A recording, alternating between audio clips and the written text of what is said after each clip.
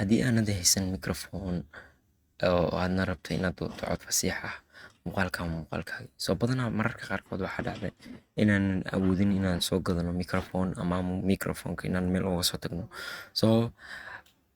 Waxaan ku tusi doonaa farsamo cajiiba aad ku heli karto cod fasiixa oo la mid ah codkii mikrofoonka qaaliga ahaa. Kusoo dhawaada muuqaalkeena maanta. Marka hore waxaan u baahanahay inaan la soo degno application loo yaqaano Android Mic. Application-kan waa application aad kula soo degi doonto desktop-kaada iyo taleefankaada. Wuxuu naga saacidi doonaa inaan isku xirno taleefankeena iyo laptop-keena as virtual ahaan oo isticmaalno as wifi ahaan ama USB cable ahaan. Marka koowaad application-kan la soo deg. Marka labaad waxaa u baahanahay inaan la soo degno VB Audio Cable. Website-kan soo booqo loo yaqaano vbaudio.com. marka wuxuuna siinaa driver loo yaqaano VB cable. Marka VB cable waa driver oo noo abuuraya virtual cable kaasoo isku xiraya laptop-keena iyo taleefankeena as virtual ahaan, micnaha codka inuu kasoo qaado taleefanka computerka uu keeno, laba shay virtual cable inuu sameeyo, cable aanan jirin laakiin virtual ah.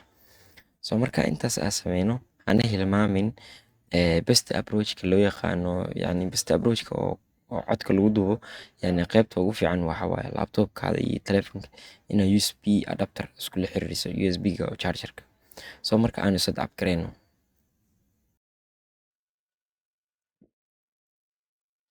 markaad application-ka markuu kusoo dego application-ka waxaa loo yaqaanaa Android Mic. Hadda application-ka aan wax ka duubayo waaye. Taleefankana waa kusoo degsanaysaa. Taleefanka markaa kusoo degsatid application-ka waa kanaa. Hadda meeshaas waa isku xiran yihiin, labadoodu waa isku xiran yihiin. Marka waxaad dooran kartaa haddii aadan haysanin USB cable, wifi aad dooran doontaa. Wifi-gana waxaa kaaga soo bixi doona meeshan wifi-ga IP address-kiisa, IP address-kaas iyo IP address-ka meeshan kaaga soo muuqan doono qaybta setting-ka ayaa isku xiri doontaa. Connection mode-kan hadda wuxuu u yahay ADB ama USB u yahay. Markaas waxaad dooran doontaa wifi aad dooran doontaa. Waana hadda application-ka codkaan hadda aa maqlaysid ka duubaya. Meeshan hala hilmaamin, meeshan waxaa dooran doonaa cable virtual input. Website-kan ayaa kala soo degi doontaa. Website-kan meeshaan kala soo degi doontaa qaybta oo audio-ga kala soo degi doontaa driver-ka. Driver-ka marka la soo degtay si application ahaan caadi ugu shubi doontaa.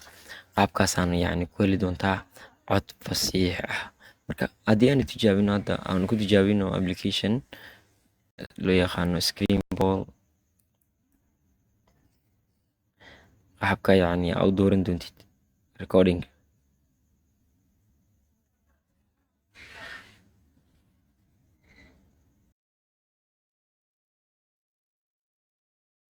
Application-ka hadda waa noo soo kacay. Application-ka saan noogu soo muuqanaya. Waxaan ku dhufanaynaa qaybtan recording ku dhufanaynaa.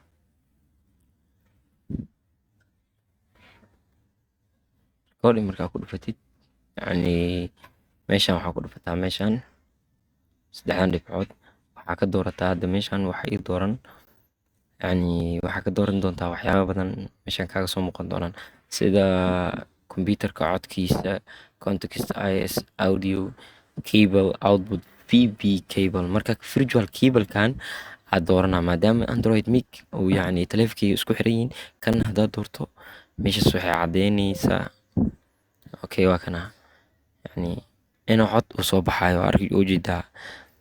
Marka virtual cable-kaas wuxuu siinayaa in codka si fasiix ah uu duumo.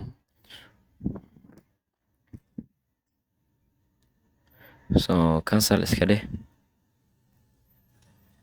naga xir.